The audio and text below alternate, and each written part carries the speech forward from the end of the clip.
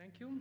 My name is Alessandro Arzilli, as it says, and I've been a Delve contributor since 2015, in case you don't know who I am. I'm also one of the maintainers of Delve, and from about the same time, I started contributing to the Go toolchain, sporadically, much less than Delve, and most of my contributions are around the subject of like debugging experience, essentially. So it's all connected.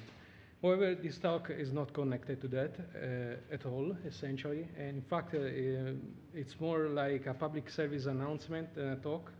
There is something that I don't think you are aware of when it comes to the linker that I want you to be aware of. I'm trying to spread awareness, essentially. And so let's get into it. You may have seen this bug. This is one of the historical bugs of Go. It's been on the issue tracker for essentially 10 years. And there's hundreds of comments on there. It says, binaries too big and growing. I think actually the growing part is not true anymore. It hasn't been for a few years. And whether you think they are too big or not, I guess that's a subjective decision. However, if deadcode elimination in the linker didn't exist, they would certainly be much bigger. And what you should be aware of is that there is a negative interaction between the linker, specifically the deadcode elimination step of the linker, and the reflect package.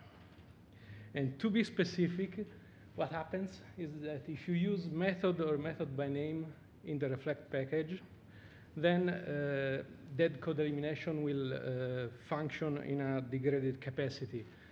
Specifically, again, if you do that, if you use those parts of the reflect package, then all public methods of all reachable types will be considered reachable, whether or not there is a direct call to them or an indirect call to them through an interface, which means deadcode elimination is partially disabled, which means that your executables will end up having functions that you actually never call, and therefore be bigger. Figuring out if your like giant 100,000 line of code program web scale is affected by this problem is hard. I will explain to you how to do it. There is a flag for the linker that helps. However, the output from the linker is hard to interpret manually, so I wrote a small script called the ydeadcode, which post-processes the output of the linker and tells you whether or not you have this problem. And essentially, this is all the talk. At this point, you could actually leave, and if you want, if you want to go to the other room to listen to the logging talk, you can. If you didn't understand, I'm going to give you the longer version of the talk where I explain everything in painstaking detail. The long version. Oh, by the way, after the long version, I will give you also some examples of how you can get in trouble with this reflection without noticing, and how you can get out of trouble, maybe, possibly. So the first thing I wanted to point out is that Go build is not a compiler. Wikipedia calls those things build automation tools. I say that it's like Make or like Maven, for example. In fact, back in the pre-Go 1 days, we used to write Make files for Go, and Go build was written to replace Make files. What Go build does specifically, at least for the purposes of this talk, it creates a list of packages that it needs to go into the final executables. It calls the compiler on each one of them. The compiler produces an object file for each package. Then it also manages a build cache, and the build cache is specifically those object files that the compiler produces. And finally, it calls the linker, and the linker takes all the object files for each package and creates an executable. This is the graphical version of what I just told you. Those package1.a are the object files. And well, you have probably seen this in school. And what this tells you is that the compilation unit for the compiler is the entire package, all the Go files of the package.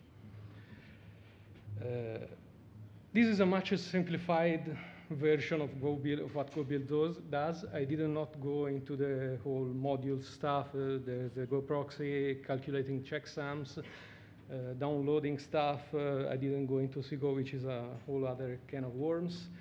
But the important thing is that compiler and linker are not libraries. They are executables that the GoBuild tool calls, like think OS exec, essentially.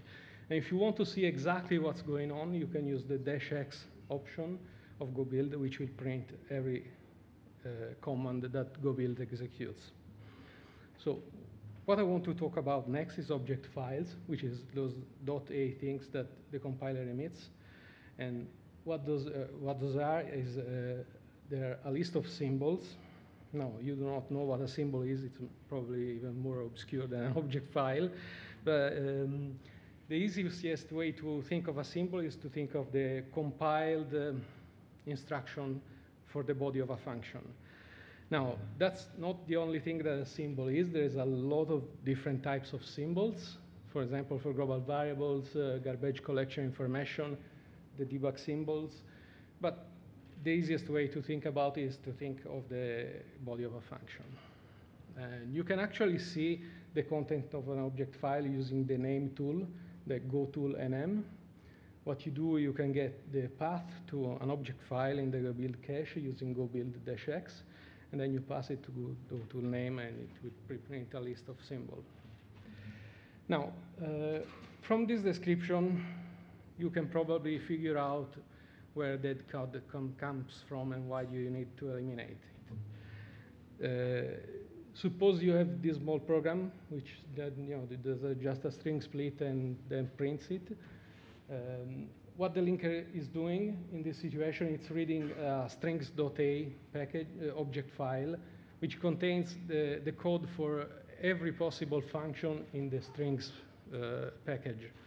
So obviously, if there was no deadcode elimination, you would end up having an executable file with every possible strings function, every possible format function, etc., which would be gigantic.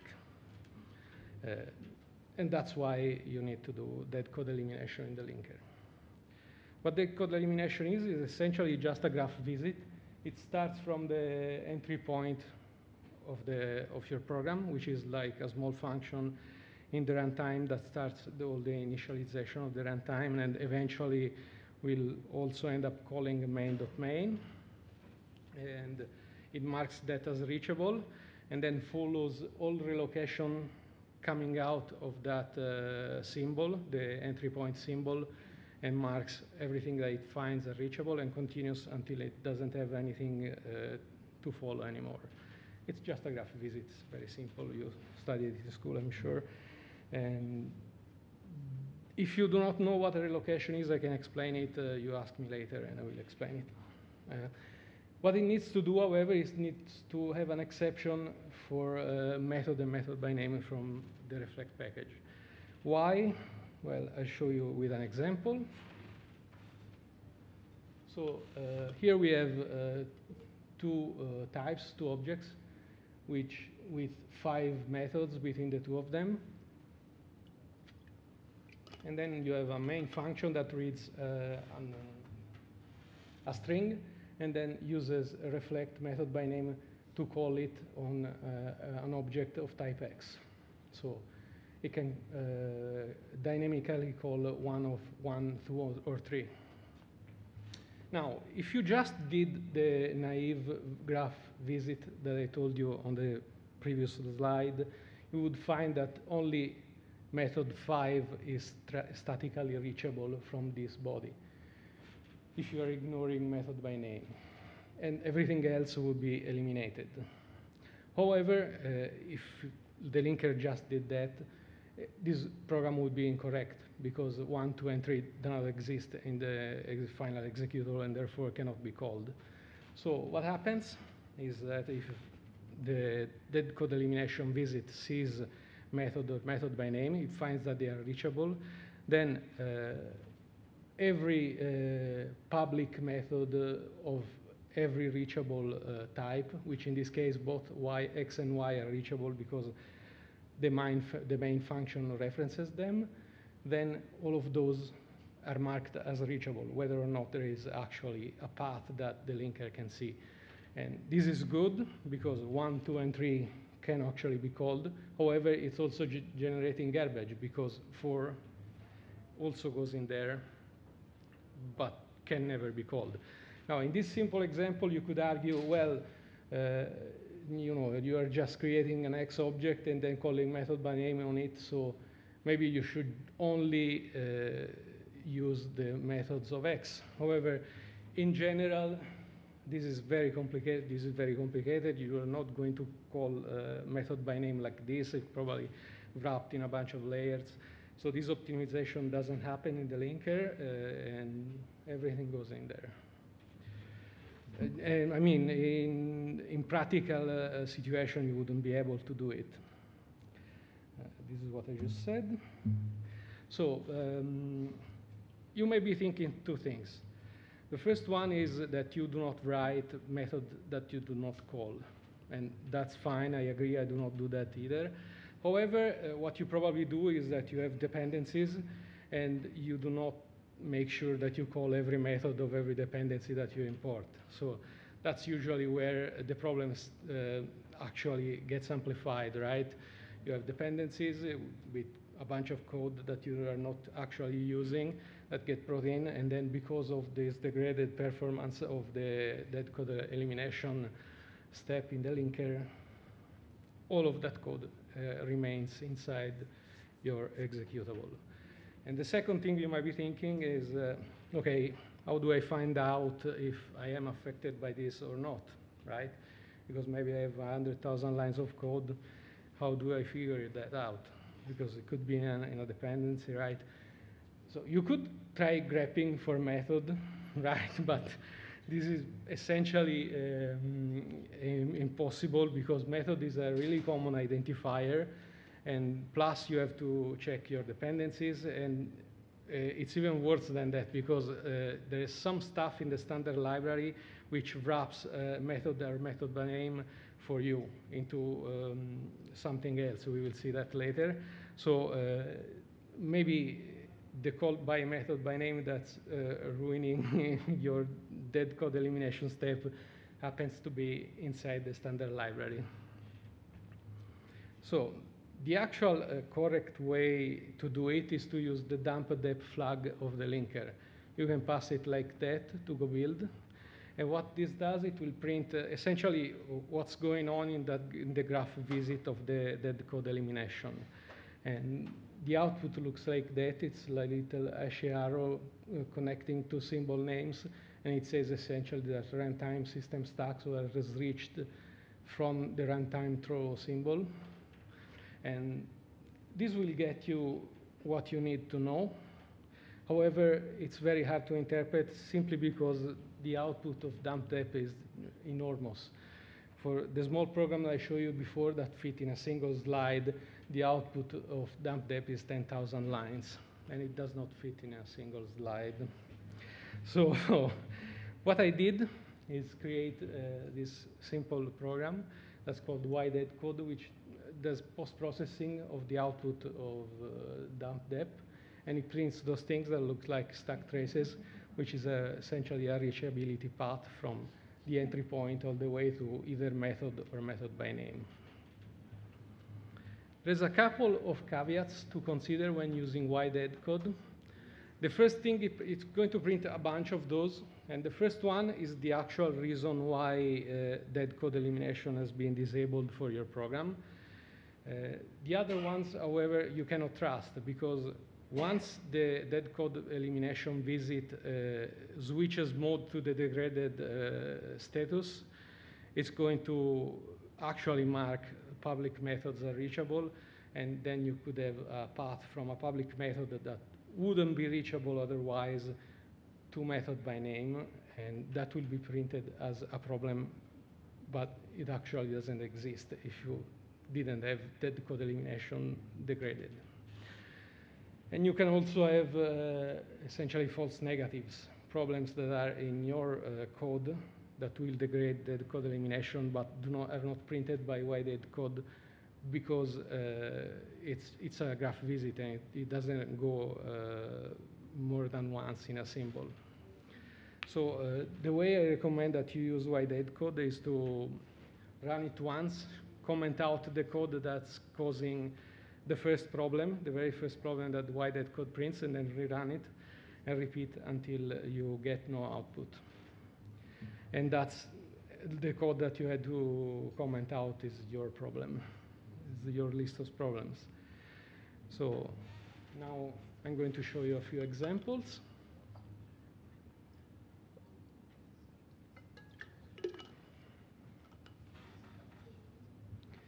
So I decided to use Delve as a case study for this for a few reasons. First, I'm very familiar with Delve.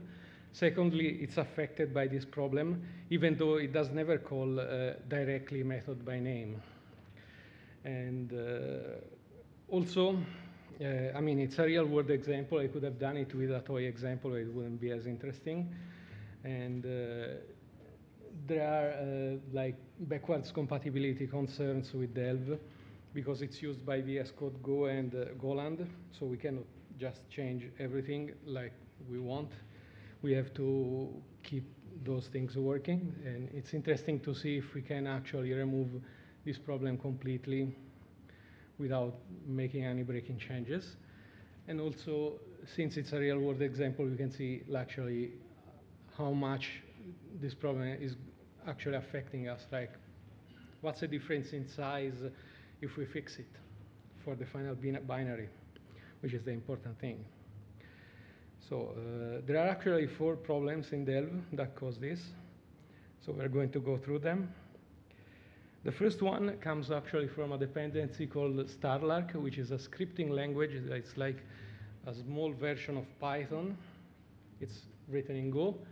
We have it because we wanted to give the ability to script the debugger to users. And yeah, so this is the output and that deadcode will give you. And if you go look inside Starlark, you will find this code here, and there is obviously a method by name call over there. You do not need to read all of that. I will explain it to you. Like param_var is a reflect.Value variable. And what this code wants to do is it wants to find a string representation of the type of the value contained inside the param_var. And it wants to do it in one of 2 ways. The preferred way is to call a method called type, which returns a string, which is this thing over here. And if it cannot do that, it falls back into simply calling type on the reflect.Value and getting the string representation there. The motivation is that there is actually a starlark.value type that has a type method that returns a string. So whenever you want to do a method by name followed by a call for a thing that you know the name of, a method that you know the name of and the signature, you don't have to use method by name at all. You can just use a type assertion. So what this is doing is taking param_var, converting it to an empty interface using the interface method, and then type asserting it into an interface that has a single method called type that returns a string. And if this type assertion succeeds, then it calls type. And that's how you replace method by name in this very simple case. Now, I already submitted this to Starlark, so this problem actually doesn't exist anymore for anyone. It was just here for educational purposes. The second problem that we had is in the JSON RPC layer of Delve. So what you can do with Delve is that you can start it in a headless mode, and then Delve will listen on a port, a TCP port, and you can connect to it and send it commands, and then that's how you write a debugger without writing a debugger, essentially. And the implementation of this, I want to show it here. this is derived from net.json RPC. From the standard library, we have our own fork of that. And what this does is, essentially, there is an object inside Delve called RPC server, which has a bunch of methods, one for each command that you can send to Delve to execute. And the way the JSON RPC layer works is that that object gets passed to suitable methods, which uses reflection to calculate a map of all the methods that can be called. And then on a loop, you read a request from the socket. You read the arguments, and if it's on the map, you just call the method. It's very simple. And there's a couple of things that are interesting here. The first one is that this is the output of that code, and you can see it's complaining about suitable methods, but like it shouldn't, right? Because we said that the only thing that are problematic for that code elimination are method by name and method in the reflect package, and that's not even in the reflect package. What's happened here is that the reflect.Value.Method method has been inlined inside suitable methods. Remember that this is like it comes after the linker, so all inlining has already happened, and stuff that has been inlined doesn't exist anymore. So it sees actual functions that go inside the final executable. So that's why you have this weird thing. And the solution to this is actually fairly simple. This would be what suitable methods is at this point. This is pseudocode. It's not actually like this. It's a bit more complicated. But essentially, what you do is you replace this thing that uses reflection with code generation. You parse the Go file that defines RPC server, and then you create a suitable methods function through code generation it's essentially a hard-coded list of methods. And that's the only reflection you need to remove to solve this problem. You can see over here that there is a bunch of reflection stuff that's being done here. We call, like, this is a lot of reflection, but none of this is actually any kind of problem for the code elimination. It doesn't care. The only thing it cares is the bold thing over there that calls method. That's the only thing. So the third problem is text template, which is very unfortunate, as we will see later. The way it's used in Delve is actually fairly simple. There is a verbose version of the version command, which prints every module that's been used to create Delve. We actually never used this debug output, but it's there. And it was written using a template because it's, I guess, easier to write it like this. It's a convenient scripting language if all you're doing is outputting strings. And I mean, the solution, yeah. So if you are not convinced that text template is a problem, this is a version of the example I did before with reading from standard input the name of a method and calling it, except instead of using reflection directly, I'm using templates and creating a template that calls it. So text template is essentially equivalent to using reflect.Method.Name directly. And the way to solve this problem is pretty stupid. You just replace it with a bunch of print method calls directly, and that's it. Of course, this is a trade-off, right? Because you're solving the problem with the code elimination, but now you have this code that's arguably less readable than the little script with the text template. So you have to decide for yourself whether or not this is worth it. And let's go forward to the final problem.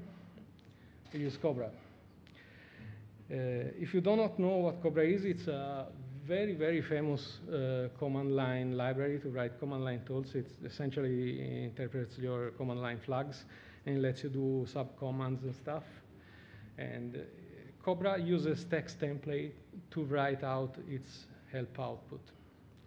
Help usage, everything. It even has in its public interface a set help template where you can specify your own custom template for the help output of Cobra.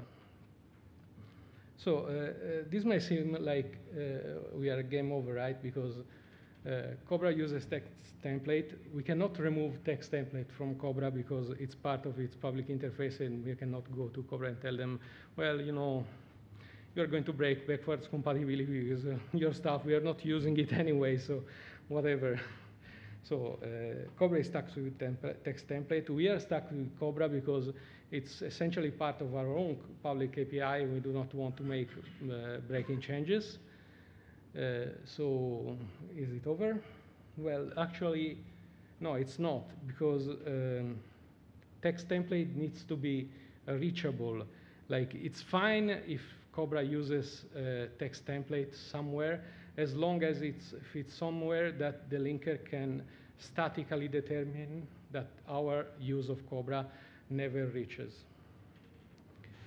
So what I'm going to do is, this isn't a real Cobra code. I'm like simplified things a lot because it wouldn't fit on a slide. Nothing would fit on a slide, but let's say that it's morally equivalent. So what we can do is we replace the help template, which is a string, with this weird object which contains a string and a function. Okay, that's easy. Then set template becomes this thing that creates the template with the string that you passed, and then a function that executes the template that you passed. That's easy. Where Cobra generates its output, instead of doing the template call directly, we do it through the function closure that we created above. And finally, we rewrite the default version of help template to be this thing that has the template string, but doesn't actually interpret it ever. It just uses a bunch of print. And in this way, we have left the public API unchanged, and we have made text template unreachable as long as nobody actually calls set help template. So essentially, if you, user of Cobra, do want to use templates, then you have text templates somewhere in your binary. If you do not want to use templates, then there is no text template in the binary, and therefore deadcode elimination can continue in its best form. In case you do not believe me, this green code over here does not use text template. Set template uses makes text template reachable, but if you don't call it, that's fine. And this is code that's always reachable because it's the default, does not use text template. So text template is not reachable. Now, of course, this is a trade-off. It's just as much of a trade-off as when we did it in our code in Delve, but possibly even worse because the help template of Cobra is a lot bigger than our template in Delve. However, I think it's worth it, personally, because Cobra is hugely popular. If you write a command line program in Go and you ask, how should I do processing on my command line, people will tell you, use Cobra every time, essentially. What did you say, no? Okay. So I think it's worth it because essentially the fact that Cobra is doing this means that every executable, every command line program, almost every command line program written in Go has worse deadcode elimination that it could have. I submitted a fix for this, but I have received no response so far. Hopefully it will go, yeah, you know, one way or another instead of in limbo. And that's the final thing. So was it worth it doing all of this? So the executable of Delve without full deadcode elimination is 17 megabytes, almost 18. And if you do deadcode elimination fully, it's 15 and a half. So you essentially 12% of the executable size of Delve is code that's never ever called, which kind of sucks because it's downloaded quite a bit, 2,000 to 3,000 times per day. So it's about 5 gigabytes of hard drive destruction every day that we are doing. And this is not counting all of the installs that go through GoLab or GoProxy, because we do not see them and we do not have no idea how many there are. Also, no distro installs. So yeah, that's it. That's the talk. Thank you.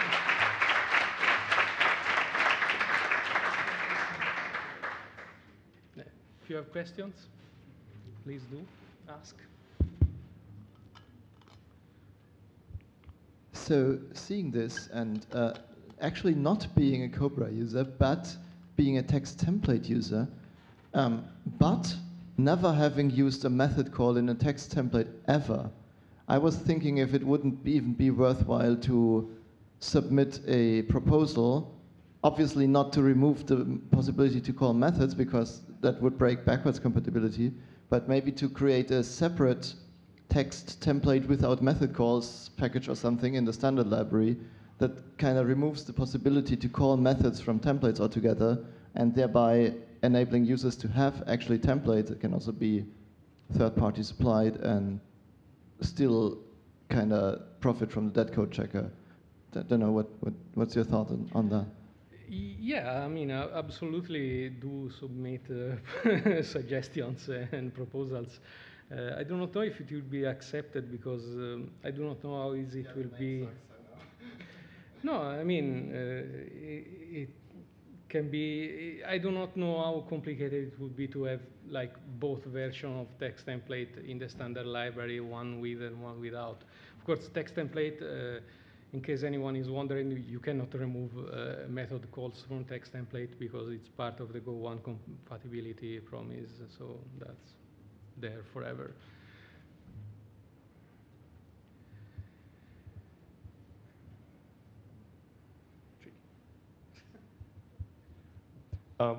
One drawback, well, I guess you could call it a drawback of Go, is that there's no read-eval print loop for the language. Does deadcode elimination make that impossible? I didn't get that. Yeah, there's no REPL for Go, right? Mm-hmm. There's no popular interactive session in which you can import a package and then experiment with it in a loop. So does deadcode elimination make that impossible to implement? No, not really. I mean, that's you could. It would work just fine without any deadcode elimination. That's just to make your executables smaller. I think the reason why there is no REPL, well, first of all, nobody has done all the substantial work to make that function reasonably. And also because if you think about it, it's kind of complicated to have REPLs for stuff that are static typed and also that have like generate fast code with structs, because if a struct, like what happens if you redefine a struct type to all the stuff that you have in memory? That's always been one of the things that I never really understood how people would want to do.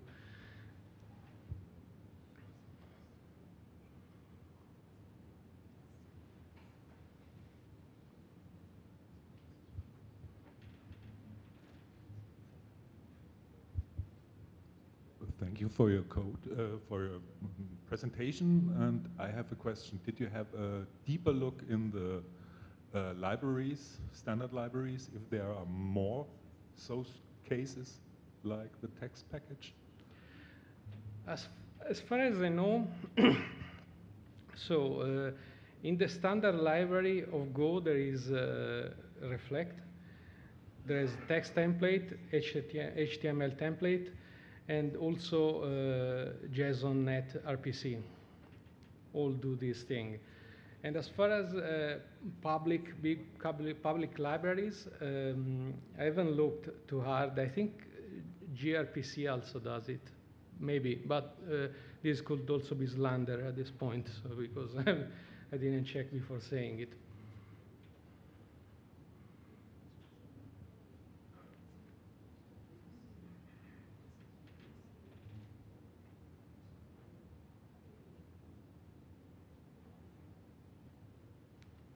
Here.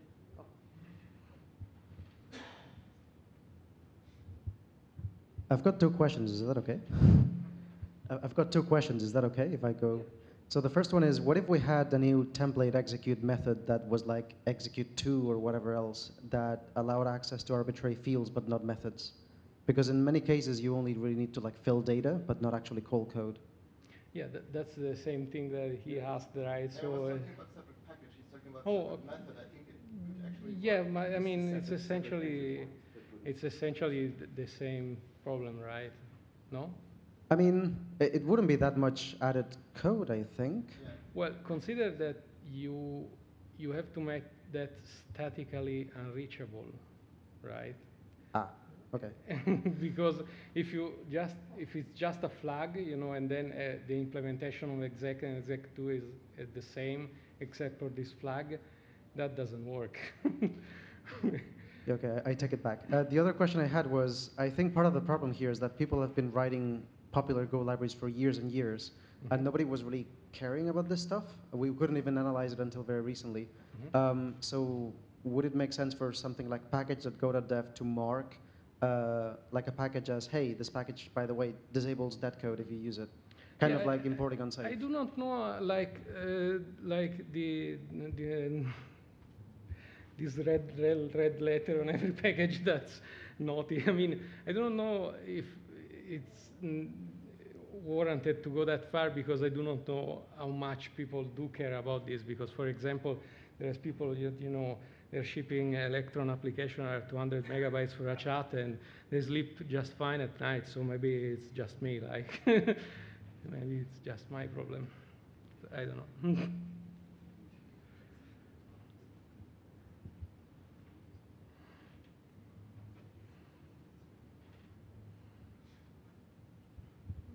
Have you noticed if there is some performance improvement or some other changes besides the size of the executable? No, the performance is almost certainly exactly the same. I mean, you could argue that maybe it's better for the cache, but you probably have enough memory that this is not going to affect you in any way, except for the executable size. Well, actually, I mean, the linker is going to be slightly faster because it's linking less stuff, but who cares?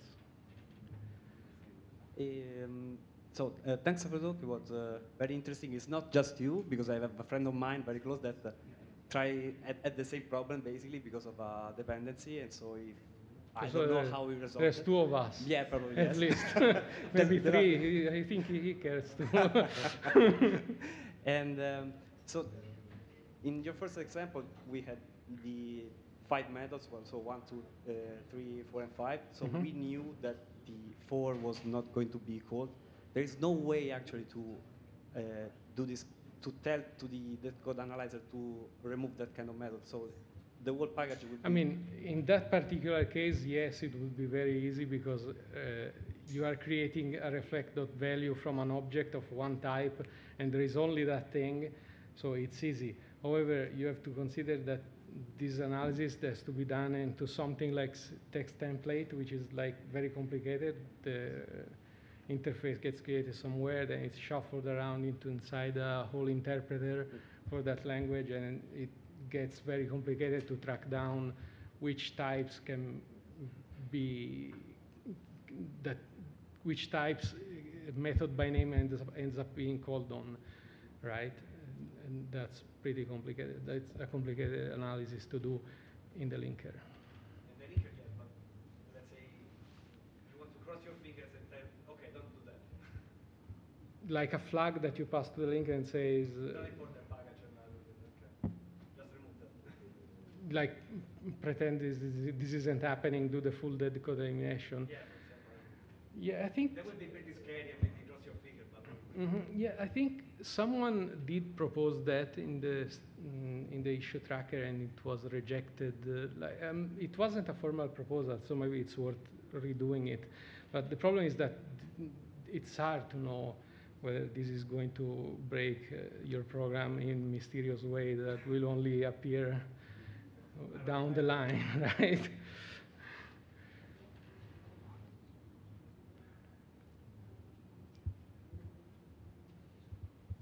Maybe another thing out of curiosity, do you know any other places in the standard library where reflect method by method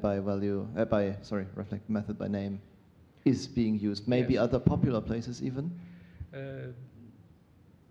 Popular, I do not know. There is netrpc JSON which does it, and HTML template, which is of course it's the same as text template, and I think that's it.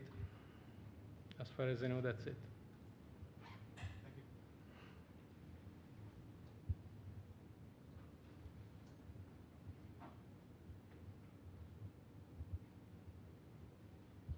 I guess this is it.